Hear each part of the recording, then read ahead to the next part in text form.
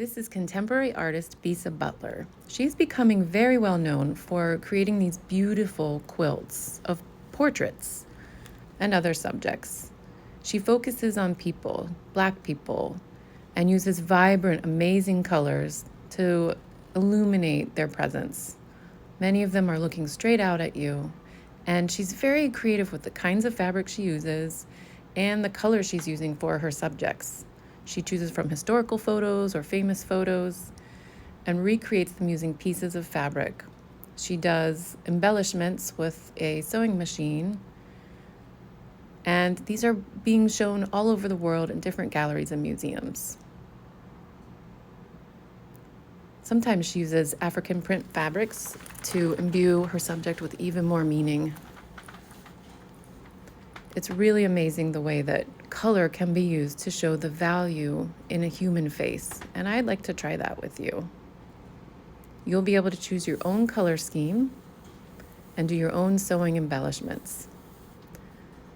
So here's an example of what your project might look like. This is a portrait of Bisa Butler herself. We're going to talk about value.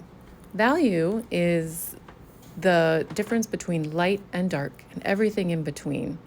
Usually art with lots of value looks amazing. Go as dark as you can go and as light as you can go. You can make value all kinds of different ways with lines and markings, and you can use different values of a color. It all depends on what materials you're using and how dark it will go and how light it will go. For our project, I have printed out on cardstock in very light tones, black and white portraits. And so if you look at the black here behind the picture, it's much darker than the grays. And so for that, we're using a very small value scale of white, light gray, and light gray. And these are some options you can use to show light, medium, and dark in our special paint.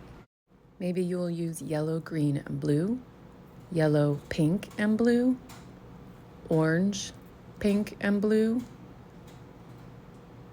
yellow, orange, and pink, or even green, blue, and purple.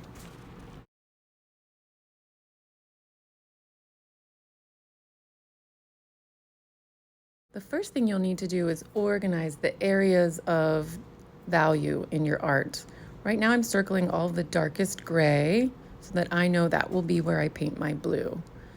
Another thing I circled was all of my mid-tone gray. Usually that's the area between light and dark.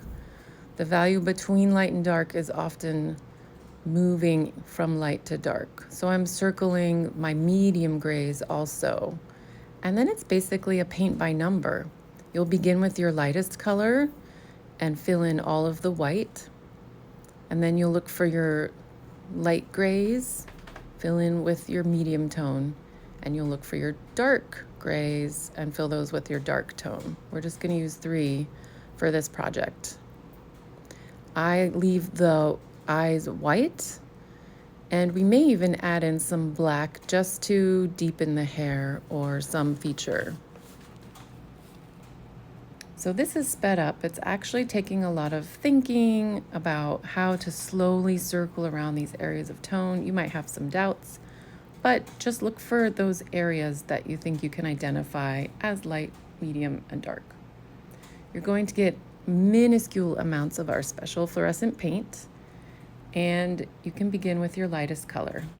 Find yourself a very small brush, and a pointed end is especially useful so you can maybe even paint incredibly thin lines for things like eyebrows and eyes. This brush, when I press down, can do thicker areas of paint, and when I lift gently, I can just use the tip of the brush for narrow areas of paint. Here I have completed my light tones, medium tones, and dark tones, and my painting has mostly dried. Then I'm going to cut around the body. You can see that I used a different set of colors for the clothing than I did for the skin and hair, and I feel like that works. It can have some contrast between fabric and body.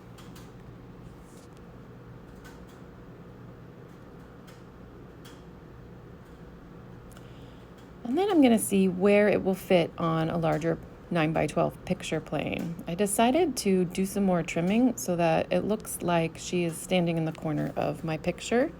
I'm going to make some pencil marks just slightly behind the shape of my person.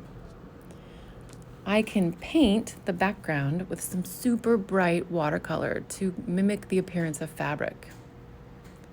Use at least 2 colors that you think will go with your composition. Use a lot of water and try using different values of your color. Maybe splotches of dark, splotches of light. And use 2 colors that are near each other on the color wheel. And once those things are dry, you can use glue stick or another good glue to bring lots of adhesive right to the edge of your figure. Work quickly so it doesn't dry. And give it some swirls through the middle so that the middle can be held flat as well. Carefully place it lined up against the bottom edge, and then you're going to massage for a long while. To make these 2 pieces stick, they really do need some contact time. You can put your lid on your glue stick and just massage it for about a minute. And we will continue with our Bisa Butler project part 2.